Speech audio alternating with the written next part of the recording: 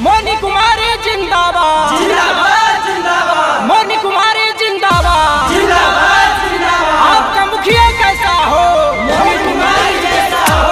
आपका मुखिया कैसा हो मोनी कुमारी जैसा हो। कलम दवाब जिंदाबाद जिंदाबाद जिंदाबाद। कलम दवाब जिंदाबाद जिंदाबाद जिंदाबाद। कलम दवाब जिंदाबाद जिंदाबाद जिंदाबाद। मोनी कुमारी जिंदाबाद जिंदाबाद जिंदाबाद।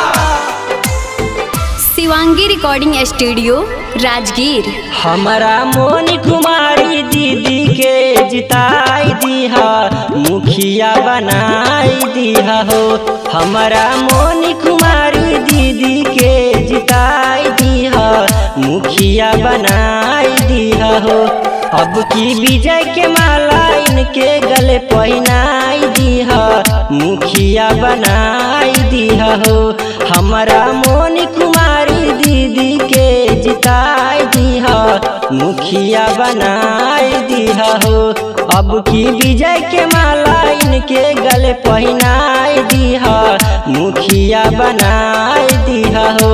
हमारा मोनी कुमारी दीदी के जिताई दिहा, मुखिया बनाई दिहा हो।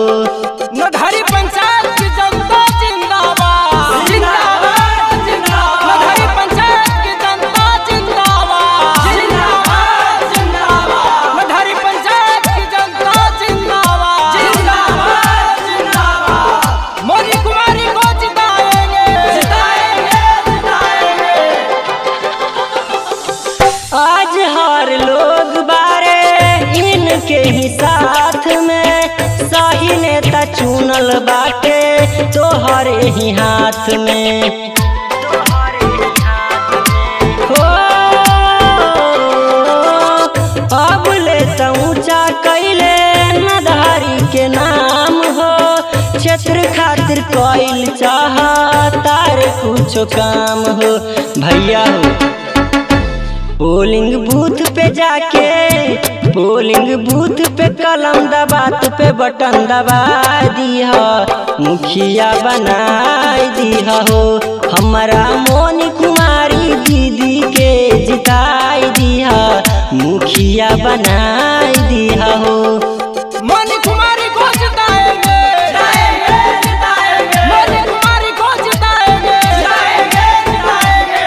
संतोष भैया जिंदाबाद जिंदाबाद जिंदाबाद। संतोष भैया जिंदाबाद जिंदाबाद जिंदाबाद। संतोष भैया जिंदाबाद जिंदाबाद जिंदाबाद। मोनी कुमारी जिंदाबाद जिंदाबाद। मोनी कुमारी जिंदाबाद जिंदाबाद। सरल स्वभाव इनका सुंदर विचार बा, जनता के सेवा खातिर हरदम तैयार बा